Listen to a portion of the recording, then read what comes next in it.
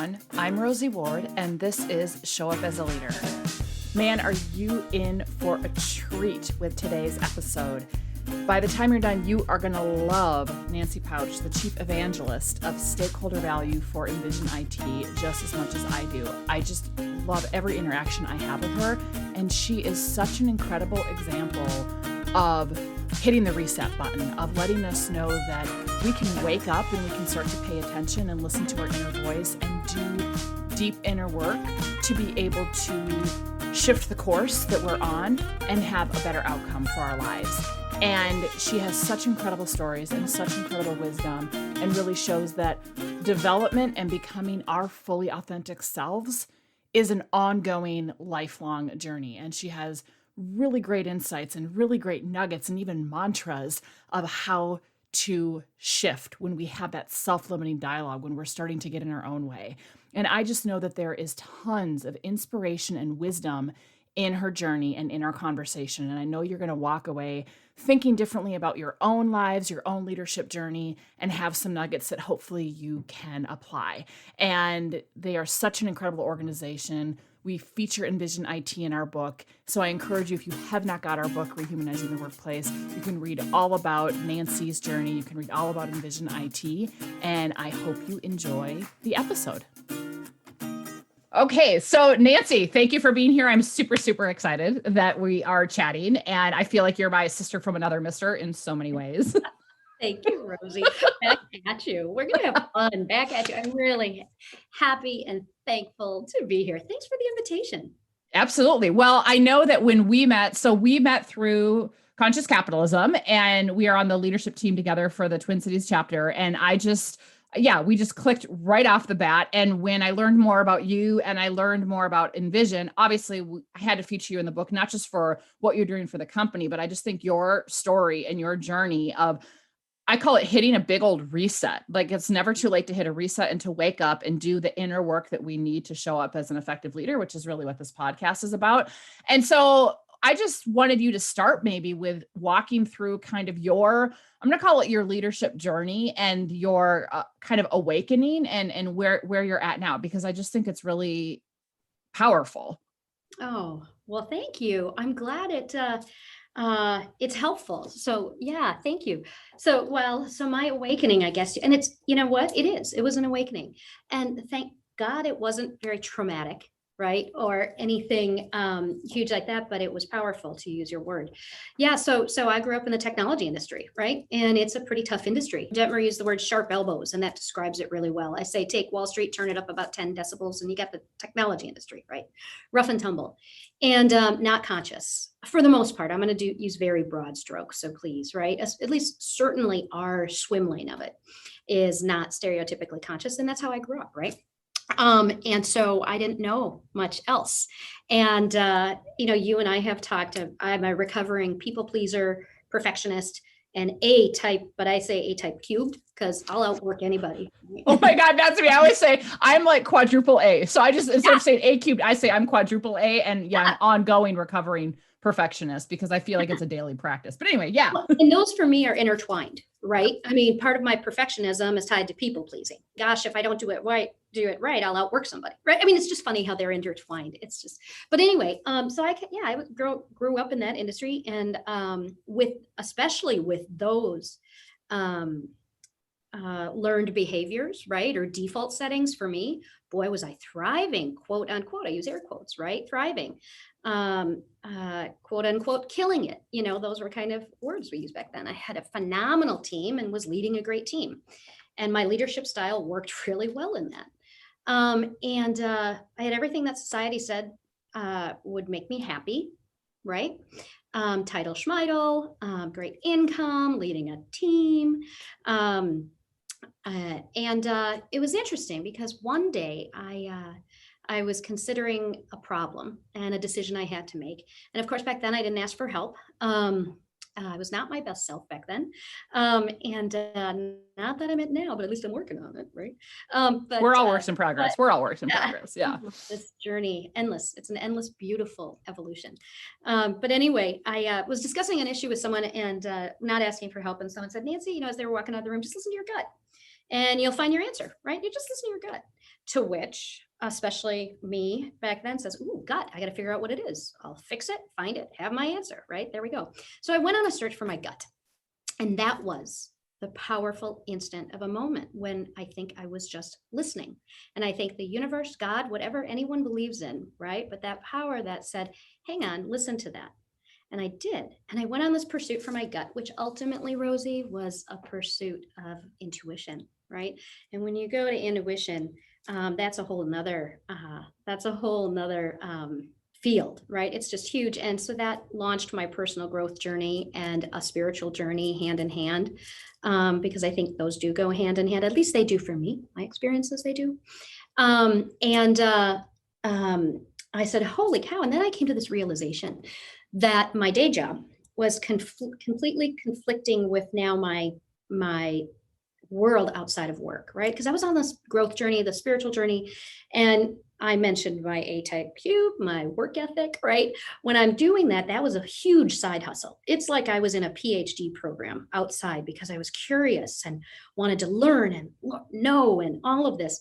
And then I'd go to work, I could see, oof, this is very unnatural for me. And I felt this complete inauthenticity at work and not feeling comfortable in that environment anymore. And then I recognized just how hard it was on everybody. It wasn't hard on just me, right? It was hard on everyone. There's a lot of M&As, a lot of mergers and acquisitions.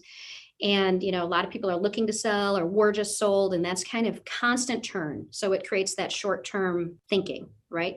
Shareholder only mindset. So it's almost the exact opposite of conscious capitalism. It is kind of the bad capitalism, right? Where money is king. So anyway, so with all of that, I now saw, oh my gosh, what the heck, right? And then as, fate, the universe, again, whatever anyone believes would have it, what came into my life was the book Firms of Endearment. Firms of Endearment then woke me up to say, oh my gosh, there's another way. There could be my life could be a whole life. I could bring all of this together.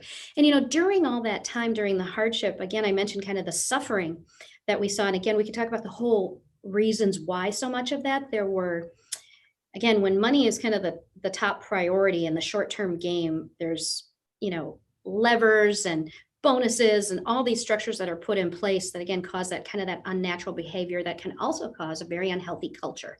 It's like a domino effect, right? Again, that's a whole nother podcast or a whole nother discussion. But, I really opened my eyes to all of the suffering. And I shared with you the story that really kind of after this personal growth journey, reading Firms of Endearment, the day that was kind of the second big day of my reckoning. I'd say my, what is it? When you're on the bathroom floor and you're asking for help, you're the hero's journey, right? The night of the dark soul. Yeah.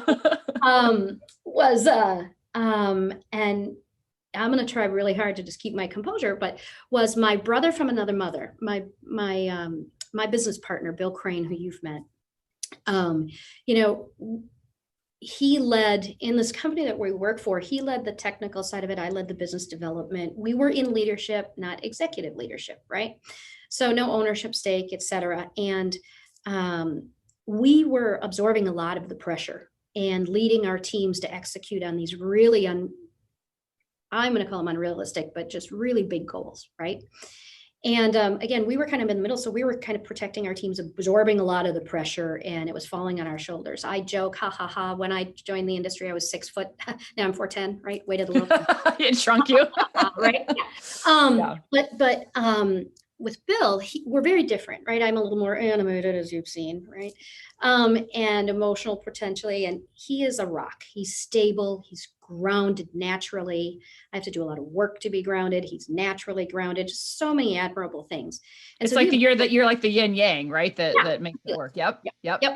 And what's funny, I think over time we've grown to bleed over into each other. I've worked really hard on becoming grounded. Believe it or not, I'm actually more grounded. You should have seen me. And he's become a little bit more animated. It's just kind of funny. We both have evolved and grown, right? But anyway, especially back then, we were more in our natural selves, I guess you'd say, pre-evolution, right? And so he absorbed a lot. And one day he came into the office and I almost didn't recognize him, Rosie, because his face was distorted, significantly distorted. And come to find out, he had developed Bell's palsy. And, Bell's palsy, that's a textbook case caused by stress that he had taken on, and his body was talking to him, right? And more importantly, I guess, than seeing the facial disfigurement was his eyes. I could tell he was in a ton of pain. He was just in so much pain. And I'm looking at, my rock, injured and suffering. And yeah, that was my night of the dark night of the soul for me was, okay, hell no. Hell Right. no. Hell And to the no. Yeah. hell to the no. And, Well, you know what's interesting about that is when you share that, I know that on Brene Brown's podcast, she had just had the authors of Burnout, and talking I just about, listened to that podcast with her. yeah, isn't it fantastic? Yeah, I did too. It's fantastic. But we are sisters from another mister. It's so crazy. Yeah. But what's so fascinating is, and you kind of knew this, but really talking about how we internalize stress, and really that we don't complete that stress cycle until our body gives out. And when you shared the story of Bill for our book, but also even just now, I think about how many times in my life, and I'm curious if you've experienced this, but being that AAA overachiever, perfectionist, I'm hyperproductive, get shit done, but it comes at a cost. And I prided myself when people call me Wonder Woman. And I was like, yeah, I almost wore it as a badge of honor. Right. But yeah. But then all of a sudden you hit points where your body is like, okay, you know what? You're done. And I would just get sick, and I would get, whatever. And so it's like our bodies have a way of, if you are going to continue to not listen to your gut, not listen to the universe, you're going to continue to push yourself. Like, I'm going to step in and save you because you can't save yourself. Absolutely. And so when you talk about what happened to Bill, and someone who's such a rock, because we all absorb it differently. Right. It's just, it's such a common experience. And it's just Absolutely. like, oh my God, work. I used to say that the day that a workplace makes you cry, I'm freaking out of there. Right. Or the day that the workplace does whatever to you, like it's not worth it, but yet, something keeps us around or whatever. So anyway, I was so struck by that. Anyway, we're on the same journey, but I was so struck as well. I mean, I just, and back then again, pretty much every day, a group of us, would go down to a bar down the street and for, I'm doing air quotes again, for a beverage to relax, release. This is such a common thing back then. Right. And people in that circumstances. And it still happens now. It's very common in so many industries, right? That's for me. So I don't hang around that as much anymore, right? So, but I guess, it does. So for me, it seems so far away now, right? But back then I remember walking in and, Kel Surprise, Nancy was a few minutes late, coming in on two wheels, right? It's a little bit of MO I'm working on. Anyway, and I see Bill kind of in the back with his hands in his pockets. I go up to him, I'm like, Bill, God, if there's ever a day you need a beer, for crying out loud, it's today, right? And he looked at me and, with his speech that was impaired, he said he couldn't drink out of a glass, right? It would just go over. Oh my God. So I'm choking back tears and I go up to the bar, I get myself a glass of wine, get a beer for him, and we both drink out of straws that night. And I am just choking back tears. And that's when I'm like held in a little. So the next day, I think it was after that maybe the book Firms of Endearment came into my life, because it was very synchronistic, it was just, very divine timing. That the book Firms of Endearment came in. That's when I said, oh my gosh, it could be, it could be different. I could be a whole person, it could be authentic act where, this, oh my gosh, right? It was a lightning bolt. So I read it like in 2 days. I was just through it as fast as I could. And because I was taking it on, I gave it to Bill. I said, Bill, oh my gosh. He said, oh my gosh, Nancy, yeah, let's do this. We got to be able to do that. And then again, as the universe works, I think it was maybe 8 weeks later, I'm doing a favor for one of my team, and I meet Bo Smith back in a meeting. And sure enough, he's doing a favor for one of his team. And we come together with a completely different, we're talking about a project or something, what could happen. And Bo is this young, intelligent, passionate professional who has this company called Envision IT. And you know what? We put everything aside and I said, oh my gosh, I'd love to learn more about Envision IT. He said, Nancy, I'd love to learn more about you. And I gave him the book Firms of Endearment and said, that's what I want to build. He said, that's what I want, this company to be. come do it. And so Bill and I joined Bo, and that was that was in, I think, 2013. And here we are. We transformed. Listen, the company was great from the start, but it was naturally evolving in the technology industry, right? So we really had to mindfully restructure things, and we did. We transformed the company, and that sounds like an overhaul. And it was, again, it had good roots, but we had to change some things together, and we did. And listen, and the roots of all of it were certainly the pillars of conscious capitalism, starting with our purpose, our why, right? And I'll tell you, we never want to do what we experienced to other people. We never want to do what we experienced to other people. And that became our higher purpose. We were so strongly, and still today, people are the source of everything. Love them, care for them. That's what matters. So our mission, our higher purpose, is enriching the lives of our stakeholders. And that's all of our stakeholders, right? And then which is why you're the chief evangelist of stakeholder value, aka president, because people look at that and go, what the heck? But I was like, what is this title? This is fantastic. Yeah. Well, and as you get into more of the conscious business, right? One of the key factors there is be very clear about your purpose. Roy Spence in the conscious capitalism movement, as well, as said, purpose doesn't make things easier; it makes things clearer. Right? Yeah. It makes it clearer, not easier. And that's true. We've learned that. But, when you're clear on your purpose, first of all, you're likely passionate about it. God knows I am, right? Hello, have we met? Yeah. Mm-hmm. Mm-hmm. And then you design the company around that to make sure that you're doing that, right? To make sure that so we've operationalized everything for that purpose. Right. And by the way, then that serves our stakeholders, another pillar in the conscious capital, right? Second pillar is a stakeholder mindset. Well, yeah, that's our only mind. That's our mindset, right? And then conscious leadership, which really holds us accountable, right? The ELT, all leadership, right? But especially me and the ELT, right? We better be walking the talk. Absolutely. And we work very, very hard on that. We do push-ups. I mean, that's one of the reasons. Yeah, my side hustle is still my side hustle, right? Because if I'm not doing that, how can I serve the incredible people that I have the privilege of serving, envisioners and the rest of our stakeholders? And then and I think that I just want to chime in for a second, because I want to circle back to that, because you said something super, super important, right? I mean, your side hustle, which is developing yourself, continuing self-awareness, is but I would say it's not a side hustle, right? It's part of you being able to be your authentic self. And I think that's so important, because literally yesterday I was having a conversation with a leader of one of the organizations I work with, and she has a manager that's on her team, right? So she's at a director level.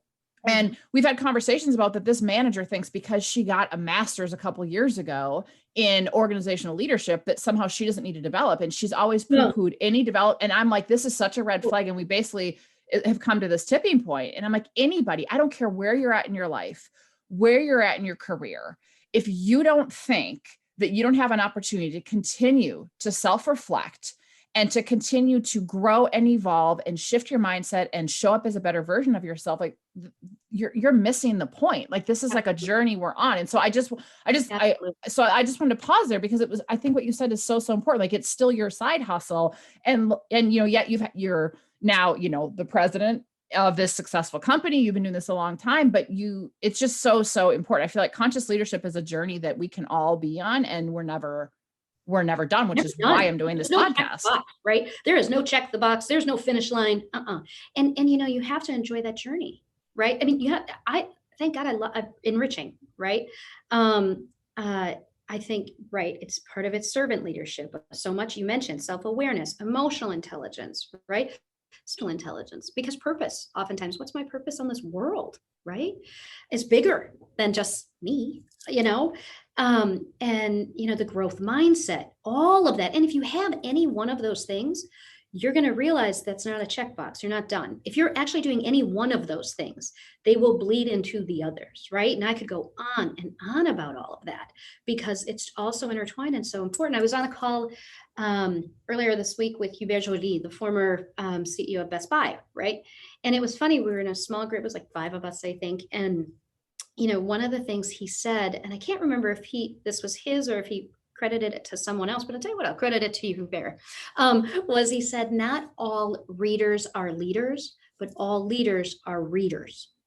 And I said, oh, Oh, yeah. right, That right. reminds me of, I love that. And that reminds me of, there is a stat out there, and I can't remember who's the originator of it. I probably need to look it up, but off the top of my head, but we always talk about this in the work we do with teams, is that the most effective leaders spend at least 5 hours a week on deliberate growth, deliberate learning, deliberate, right? Like reflection and those types of things. And I even think about, the Chapman and Co-Leadership Institute from Barry Waymiller. They talk about shifting from the work of management, which is running around busy in the business, putting out fires, reactive, to working, to working on the business more. And on the business is 3 buckets. It's self, team, and business. And most people ignore that self. They think they don't have time, but you can't afford to not do that. Absolutely. So I love that. That's what, and as they say, right, put the oxygen mask on first, so then you can help others, right?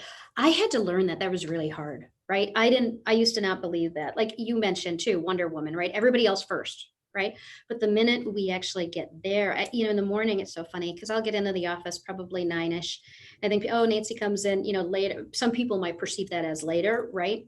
Certainly not Envisioners, but I have a 4-hour routine, right? I wake up, I have my reading in the morning, and I'll go between a business book and a spiritual book, whatever it might be, or, other reading, industry reading, right? But typically I'll make sure that there's some spiritual point of that morning.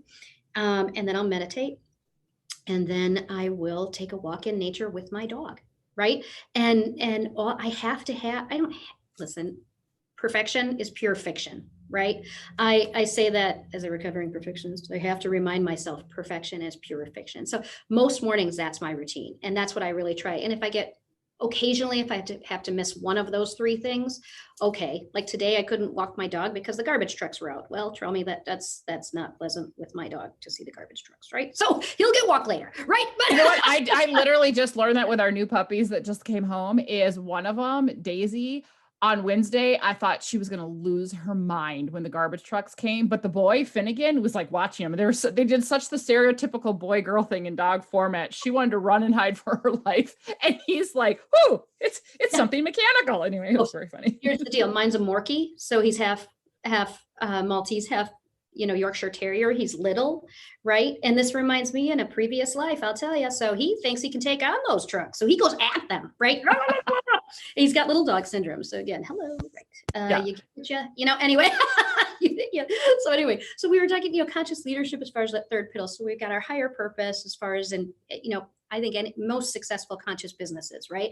Higher purpose, stakeholder orientation, conscious leadership. And then to your point, which you just brought up, which I think is really important, is conscious leadership to help lay the fertile ground for a conscious culture, right? You mentioned, you have to be there to allow others, not allow. I use the word allow when I think of enabling, bringing in, right? So I want to be clear, not allow like you let someone, right? None of that, but foster, cultivate, support, right? So to foster, cultivate, support that ground, that environment for a conscious culture, right? If you're not a conscious leader working on that conscious leadership journey, it's almost impossible. I haven't seen it done anyway to have a conscious culture that's pervasive, right? You can't. You absolutely can't, because there's no self-awareness. You can't show up as the best version of yourself and your fully authentic self and make a positive impact if you're not working on yourself. So what I love about your morning routine is one of the exercises that we do with people that's so simple, but so many people are like blown away for doing it, is we call it ingredients to be my best. And we just ask them to think about, they literally fill in the blank. I'm at my best when. I'm at my best when. I'm at my best when. Like, so you, I'm at my best when, probably I've got a good night's sleep, when I do reading first thing in the morning. By the way, I did not say that. Absolutely. That's Right. first and foremost. Thank you. Yeah. Well, and in our go scarcity mindset culture that Lynn Twist talked about in our interview, we Yep. forego sleep, we push ourselves until, we get sick, et cetera. Right. But but you have this morning routine that sets you to be your best self. And, it's not always going to be perfect, but that this is kind of what you need. And so I ask people to just I'm at my best when I'm calm and relaxed. I'm at my best when I can have authentic connection with others. And then we ask them to think about if this was a recipe, what are the ingredients that increase the likelihood that that version of you can show up? So it might be, that you need to schedule your calendar a certain way. It might mean that you need to, have a certain nighttime routine before you go to bed. Right? So it's thinking about how do you set yourself deliberate practices to set it up for success. And when we've done that with people, I'll ask them, when's the last time you even thought about this, or have you ever? And most people are like, I couldn't even tell you. Like, we're just on autopilot. And so I think, to your point, to become a conscious leader, or to even become a daring leader, for Brene Brown, we have to start with self. We have to start with being aware. And if we are on autopilot, or if we're checked out, or we're just hustling, or we're numbing, we're not going to get where we want to go. So I just so appreciate you're setting the tone for the envisioners that you serve in your organization. It's like, no, this is who I need to be the best in service of you. And it gives other people permission to do what they need to tend to their ingredients to be their best. Absolutely. Absolutely. And but that's what, again, on that conscious leadership journey, right? You mentioned authenticity. Absolutely. I had mentioned Carol Dweck's work, growth mindset, right? Listen, as this, working with being a conscious leader, right? Being on that journey yourself. I screw up all the time, and I'm not afraid nowadays, right? In fact, for people to see it, right? Because it's how we get back up and try again, right? And the resilience. And so, absolutely. Well, and you know what?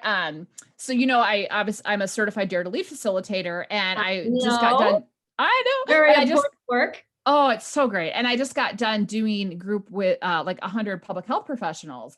And we were having this whole conversation. Thank you. Yeah. I mean, I'm like, you guys are doing such important work. And what I said is, when you sign up to be a daring leader, so I would say when you sign up to be a conscious leader, you are signing up to fall. Like you said, you will fall. If you think you're not going to, like, you are going to be face down in the arena. And so the key is, that's why this ongoing work on self, to be aware when we're emotionally hooked and triggered, right? To be aware of the crazy stories we tell ourselves when we are hooked and triggered, and then to fact check them, reset, ground ourselves in our values. And to your point, learning to rise, get back up. Like, if we don't know how to reset and get back up, and we need to teach everybody how to reset and get back up, not just people. How do we teach them first? By example. How do we first teach them? The only thing we can do, because you can't force anyone to do anything, right? And you shouldn't ever try to manipulate behavior. Absolutely not, right? Is by example. Yeah. By example. Yeah. Absolutely. And that's contagious. I apologize.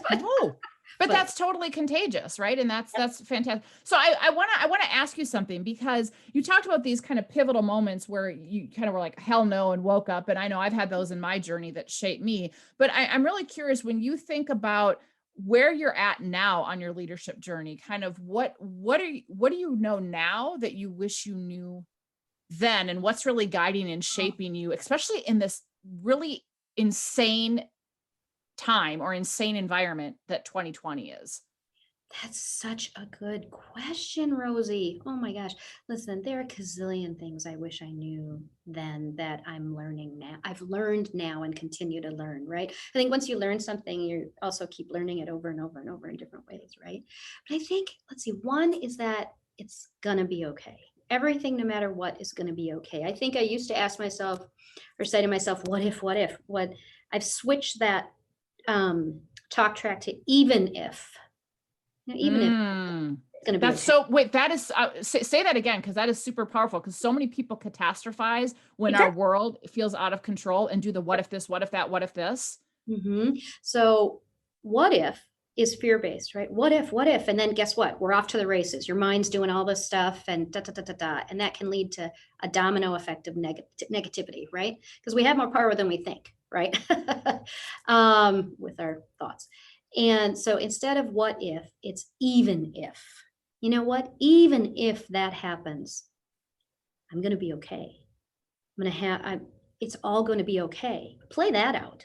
Right. Yeah. And then I think that really helps grounding. So I think that, groundedness was my big thing that, in meditation, that root chakra, right? For me, that grounding, those first three kind of, I don't want to go woo woo, but really that grounding for me was really, really important. So that's one. Two, you know what? I am enough.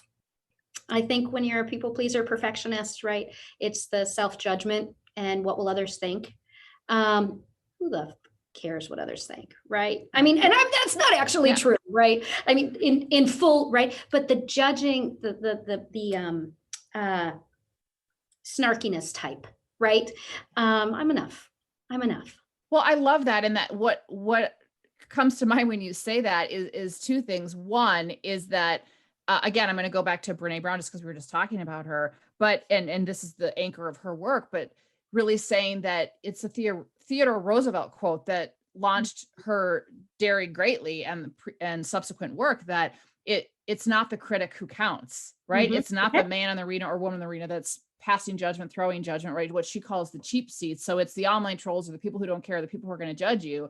And she says, it's normal and human to care about what others think, but when we're defined by it, we lose our capacity to lead. Exactly. And so it's being really clear about whose opinions actually matter, Right. and having that sense of self, that you have that groundedness you talked about, where we're gonna mess up, because perfection is, I love it, you said perfection is pure fiction, that Mhm. when I mess up, when I screw up, when I'm not perfect, I still am enough and I still have That's it. value. And I think That's that's the hallmark of when we talk about leadership is about becoming our best, fully authentic selves. Like you just summarize it right there. It's that I am on this ongoing growth journey. Like my best self is never done, Yep. and I'm enough at the exact same time.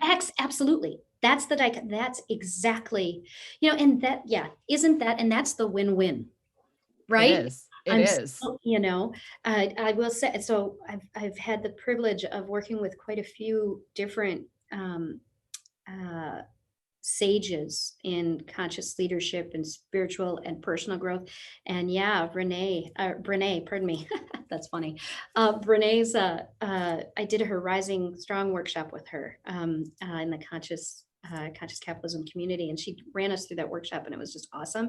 And I've read all of her books, right? Loved most recently Dare to Lead, because it was such a compilation of the others, right? Yep. But one out of before that, the one that I think resonated with me the most that I could relate to was The Gift of Imperfection, right? Yeah. That one. And so at that workshop, when I was with her, she and I were chatting, and I was able to tell her, I've loved all your work, but I got to tell you, the one that really um, hit me the most, right? That really was The Gift of Imperfection. And oh, when I said it, she reached out and she hugged me and she said, and it was just so nice, because I was trying to be very respectful of her space. And oh my gosh, and she hugged me and said just some very kind things. And I'll tell you that she's amazing. And Yeah. again, and not to minimize Brunette, but all of the folks in this conscious capitalism community, right, that we get to learn from, Yeah. is just that's enriching, right? Yeah. That's enrichment for me. And I say my personal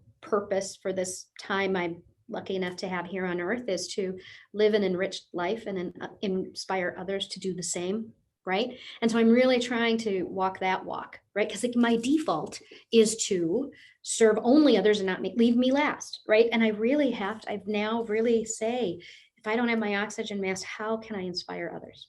I How love can it. I support others? How can I lift, how can I support them to thrive if I'm not doing that?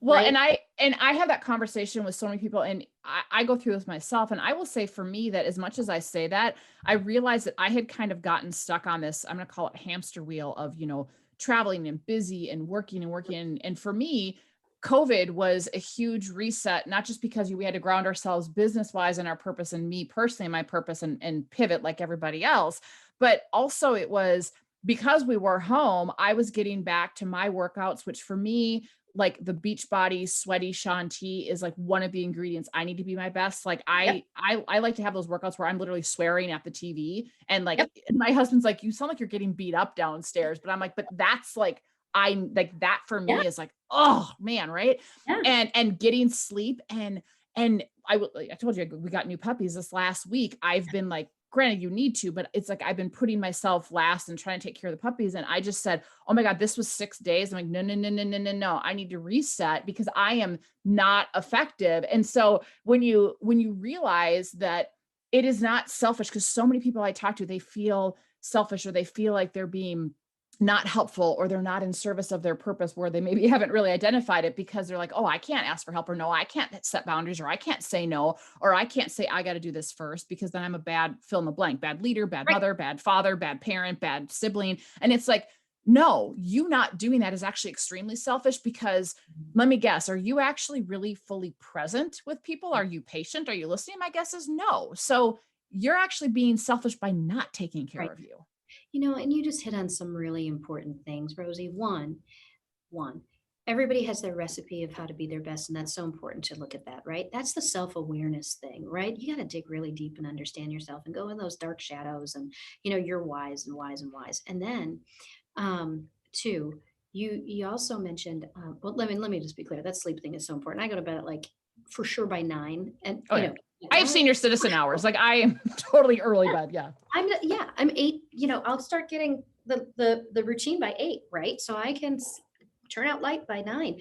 And it's funny, but anyway, but then you also mentioned, I think, something that's really important, right? And that is we can all get really, really busy. Actually, let me back up. You also mentioned, this past week has been tough with sleep for you because of 2 beautiful little puppies that sound just awesome. You were telling me about them pre-recording, which just they sound, oh my gosh, heaven. But then we go back to perfection is pure fiction, right? Yeah, you have new puppies. This is an exceptional time. But then what you did, which was so beautiful, is you've caught yourself and said, yeah, I'm not getting enough sleep that I'd like to this week. All right, next week I need to make up for it or start adjusting or weaning the puppies off of having to go out in the night or whatever, or just knowing it's going to be better, right? This isn't the new thing, but you catch that, right? You caught it, you're aware of it. That's part of the mindfulness thing, right? Mhm. Which mindfulness is a key piece, right? Yep. So, Well, even for me, it literally, this is the mindset because we have this we have this crate in the living room. Well, not crate, but like a big pen area, right? And trying to like give them space to run around. Because if I'm in a meeting or my son's doing school, I don't want them running around on the main level and like chewing stuff up. So it's like a safe space for them to be. And I think for me, it's I go down, I'm like, oh shoot, like I was in a meeting too long and now they pooped and peed in there. Although that's the point, right? And then I mhm, got to take them out. And so I'm realizing, you know what? If they're in there for an extra hour and they happen to poop and pee, they're freaking puppies. I'm gonna go downstairs and get my workout because yep, like they're not gonna die, and I can pick up some poop and pee. Like it's right. not, oh my God, they're not gonna get potty trained on time or something like that. So I think, yeah, it's just funny. It's like, okay, I got kind of caught up in this. I have to be there for these puppies and I have to be the best like trainer and get them, I don't know, miraculously potty trained in a week or something. I'm like, it's not gonna That's happen. So perfectionist. whatever, Yeah, that's our Wonder Woman perfection. But then the other thing you said was, people can get so busy, right? And then I heard, what I translate that to me is autopilot. Then we're on Mhm. autopilot, right? Which is not mindful, right? Yep. And then the next thing you said, I mean, everything you said was so powerful. And then, as you're talking with people and they're like, well, I have to do this, I have to do this, and then you said, well, the biggest thing is to ask ourselves why. Wait a minute, why? Wait, what makes that true? What makes that, and then complete the sentence, right? I have to do this because. Well, why? Let's talk about that because. And then when you take that 12 layers deeper, or maybe it's just 2, right? You realize that, oh yeah, maybe. And that supports everything you said. It's just you just said so many beautiful observations, that was just so interesting because but that's everyday life for some, Yeah. and Yeah. could all of us could be I just pray people continue to wake up, continue to evolve, and realize how fortunate we are to have this time. I always say death is the best teacher. I've heard that from somewhere else, and we only have so much time here, right? Let's make it the most we can and enrich it the best we can because it's so gosh darn precious, and so are people. Absolutely. And I think, there's Absolutely. one thing. Listen, COVID's awful. Period. End of. COVID's awful. It's terrible. If there are slivers of anything good that we can take out of things, because I think you have to find good in anything, right? You have to. I pray that this helps people, that many of folks and myself included, everyone who can be on autopilot at times, right? And take things for granted, that this helps us really, really reminds us of the value of people and the human connection, Yeah. right? People are the source of everything. And for crying out loud, value them. Value Yeah. them. Yeah. They are the source of everything. And our human connection, even for introverts, guess what? We all need human connection, whatever that might be. We all need love. We all need to know we matter. You Yeah. and I know that, right? It's a And core human need to know, to feel heard and seen and to know we matter. And that's if that it. isn't met, oh, it's Oh, yeah. And yeah. yeah, that's and what we've learned in with our business here, our Envision family is cared for people, care for people, right? And that is, boy, is that a domino of goodness. And when you care for yourself, I constantly have to do that self-compassion, like relearn self-compassion because of the defaults, right? But Yep. self-love, right? And other love, you care for yourself, you care for others, guess what? They will care for others.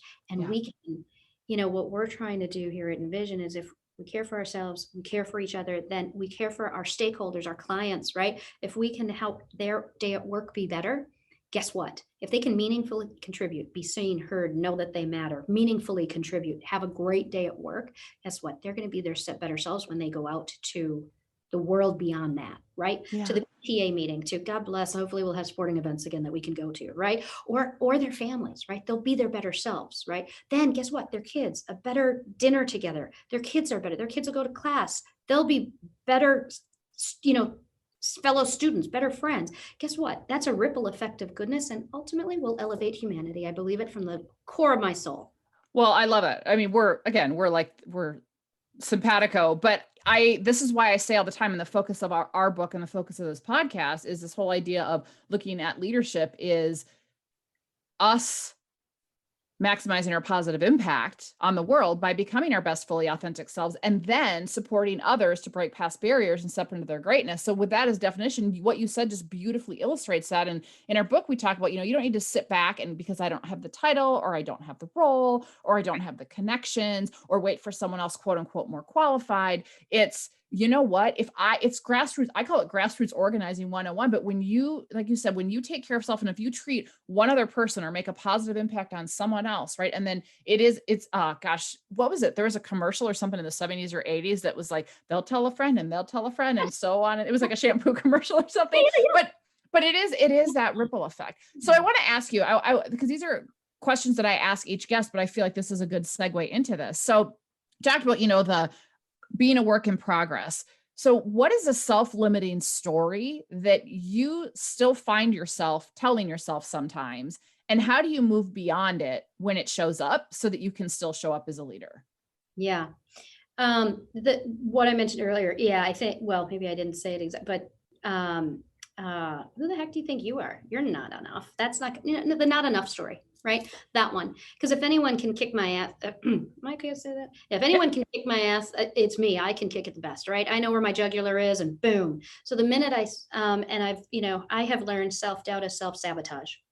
And so when I see, when I see myself getting really critical of myself, I say, you know what, even if you totally screwed up, it's okay. Because guess what? It's okay. And it's the self-limiting, that kind of that kicking my own butt. Mhm. Yeah. The not enough, the people, what will people think, that kind of, those are just rooted. Those were really rooted from childhood, right? Yeah. And so it's recognizing those. And I'd like to say, I'd like to believe that I'm getting better at recognizing those right away. And then how do I get through them? Go back to even if, right? I'm enough. It's okay. Like, there's so many things. That's why I say I study that self-compassion, because it is to say it's okay and talk to myself like I would talk to someone I care about as a friend, like, hey, it's okay. It's okay. It's okay. Yeah. And just talk to myself, get that inner voice to talk to myself like I would talk to someone I love and care about, because I got to love to do that to myself. So that's how I turn that around. Mhm. I love that. I love that. So with that being said, let me back up. So we always talk about that we have the opportunity to show up as leaders in our lives, period. Right? Like you said, not just at work, but it could be your community, your Right. family, et cetera. So this is kind of a twofold question. What is one impactful way that you are showing up as a leader at work these days? And then what's one impactful way that you are showing up as a leader in your personal life these days? So I'm going to put them the same because they're the same, I think. Good. Like to say that, how I show up at work is how I show up at home. And let's be clear, 80-20, right? 80-20 rule apply. That perfection, pure fiction. But I think what I'm really honing in on right now, since the beginning of COVID extra, right, are a couple of things. One, just that huge empathy. That's one that's, I think, really important, because it could, it's not great to assume that one envisioner is challenged in one way that's applying to everybody else. So I think that's one. And what does support look like for you right now? Right. So I think that's one. I will say this one I think is really important too, that I'm just trying to put extra focus on is mindful communication, because we're all remote now. We don't see the physical cues as much. We don't know what's going on with people as firsthand, right? So the mindful communication, being able to mindfully respond and not autopilot react. And I think typically we're all pretty good at, I'd like to say a lot of us here are pretty good at that, but really, really being extra careful with that. Mindful communication. I think that's really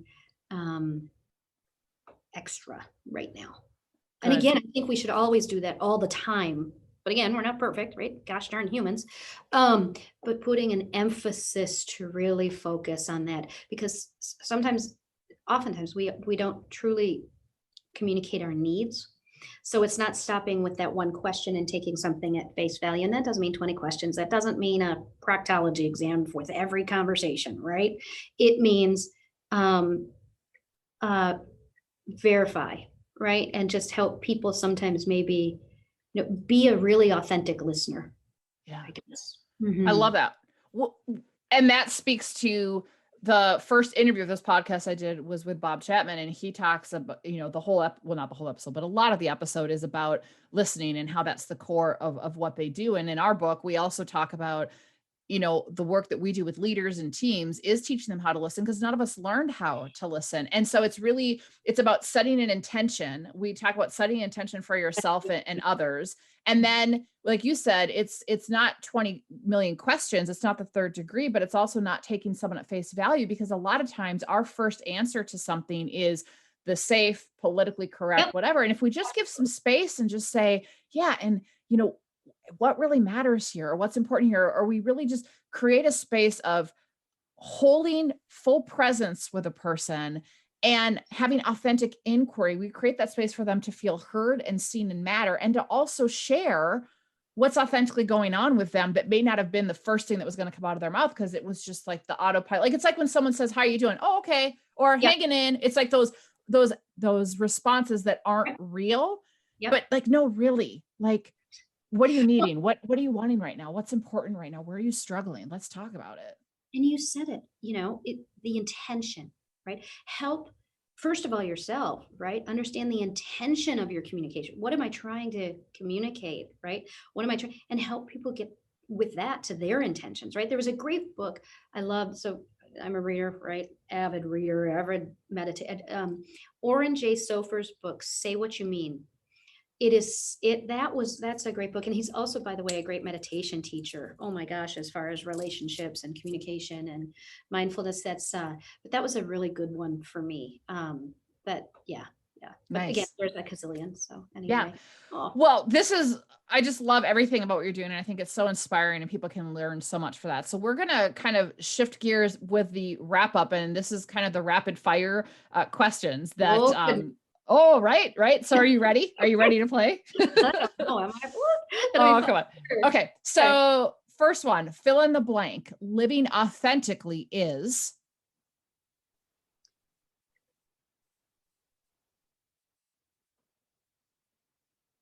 Understanding who you are in its entirety and living your whole self.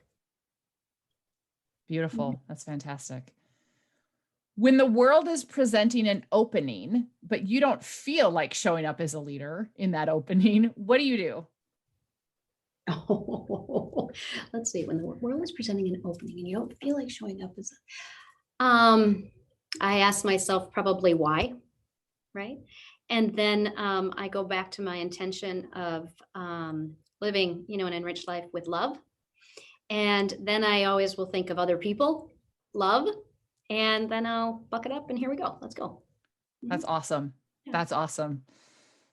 I think sometimes when I don't feel like showing up as a leader, I may not be quite so self-aware and reset right now. So I love that. I love that.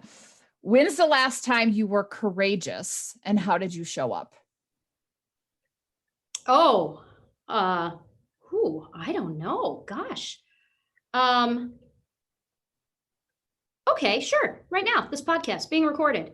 I don't, what if I could make a mistake? Whoop, that's a perfection, right? How did I show up? It's gonna be all right. It's Rosie. This is gonna be great. Guess what? If I say something that not a lot of people like, even if I do that, it's gonna be okay. I love it. I love that. Well, I'm so glad that you stepped into your courageousness to do this and have this conversation, because I think people are going to get a lot from it. So something people would be surprised to know about you.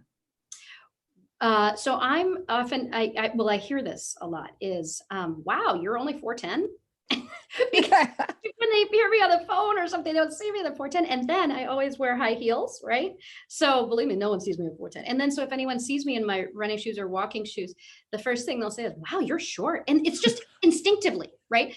And then they'll always follow it up with, because then I'll be like, yeah, I know. Funny enough, I know that, right? And then they'll follow it up with, no, I mean really short.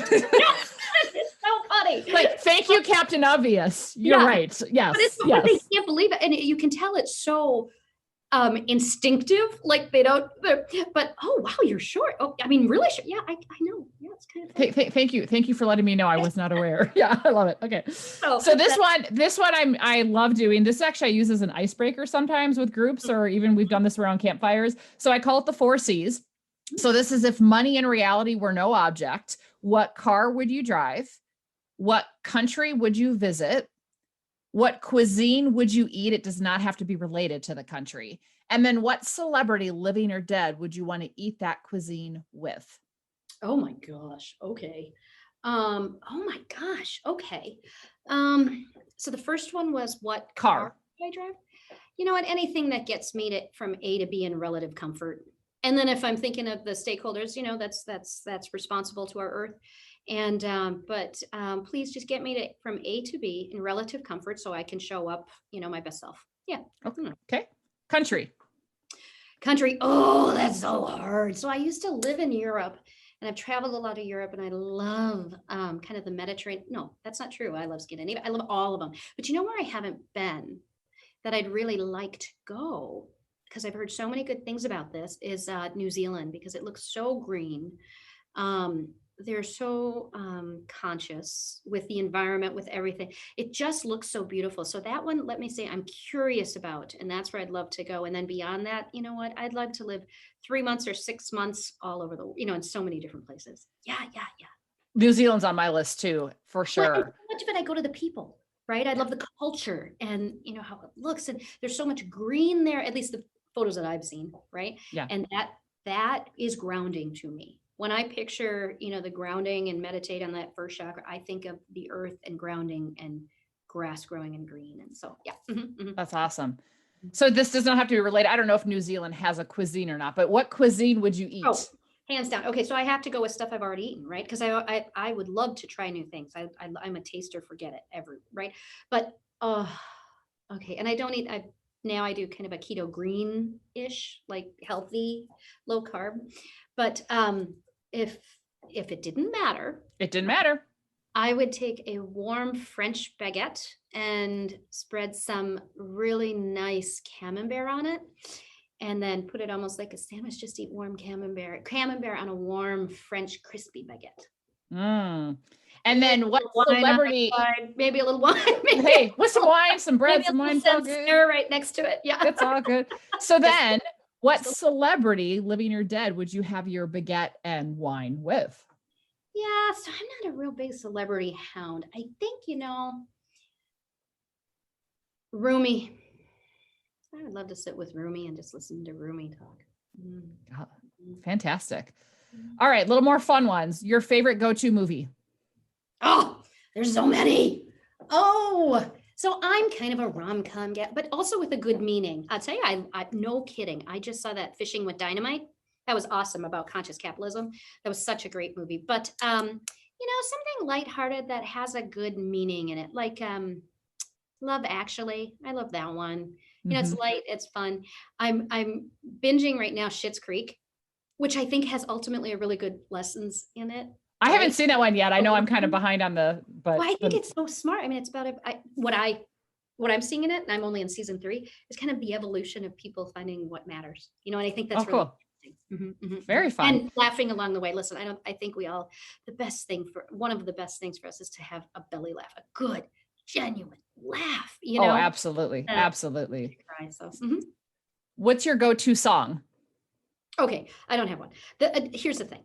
I love any inspirational music. Like right now, there's some really great stuff that just lift you up music. Give me anything that lifts you up, just Yeah. anything like that. I'm a good, so there's a lot of inspirational music I listen to. There's this one, just really feel good music that are good messages that remind you of the importance of life and love.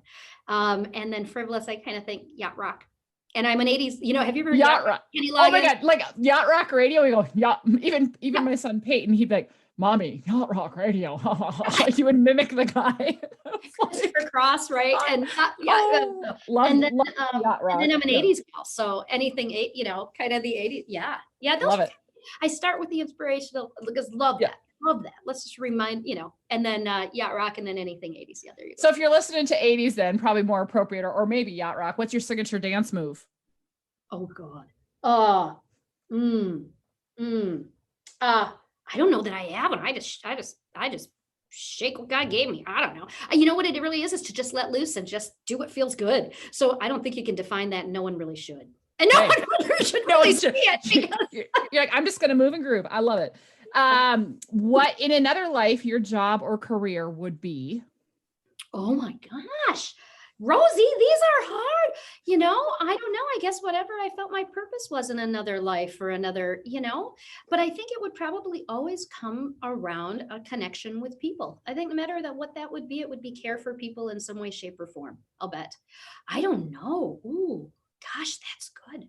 Is it terrible that I don't have an answer? No. Oh my But see, now maybe you're going to sit with it and meditate on it. You never know. Anyway. Yeah, I probably will. All right. We got a couple more. So what's something you can't live without? Love, human connection and love. Absolutely. Other human beings. Absolutely. Friends, family, which are Envisioner. You know what I mean? Absolutely. Human connection. Yep. For sure. For sure. Something in your ordinary daily life that makes your heart happy. My Morky waking up, my Morky, like little Gus saying, oh, hi, you're awake. Well, now I'm happy. Just to know that I'm awake makes him happy or at least I'm reading that into his mind. I don't know. Yeah. You're gonna make up stuff your dogs say all the time. We make up stories about what our dogs say. Yep. Yeah. And last but not least, what are you grateful for right now? Oh, this conversation, so enriched. This is just a beautiful conversation. I am looking at you right now, and my heart is so warm and filled with love. Right this moment. Right back at you, Nancy. Well, this is so fantastic. I just want to thank you for, you just started off my Friday on a really great note. And I just thank you for who you are and everything you're doing. And hopefully people will take some wonderful inspiration and nuggets away from this in your journey. And I just think, the ability to, no matter where we are in life, to be able to just reset and take whatever the universe throws at us when it's a wake-up call and use it to go through that messy middle and catapult ourselves to growth and a better version of ourselves rather than to, cower and go into a shame spiral type of thing. And I think you're such a great example of taking that path of, this is a wake-up call. Hell no, I'm going to reset. And I just think so many of us have those moments. And if more people take that path like you took to really go to inquiry and go to, let's find a different path, I think we're going to be on a good path for the future. So I just thank you. Thank you. And back at you, your work is so important. Gosh, the more people that you work with, the better this world will be. So thank you for everything you do, Rosie Boyd. Thank you, Nancy. Thank you so much for listening to Show Up as a Leader. If you haven't yet subscribed, you can find us on Apple Podcasts, Spotify, or anywhere else you get your podcasts. I'm Rosie Ward, and you can find me online at drrosieward.com. where you'll be able to sign up for my newsletter, check out the books I'm reading, and hear from the people I'm talking to. You can also get more information on what I'm up to professionally, including my coaching and speaking services.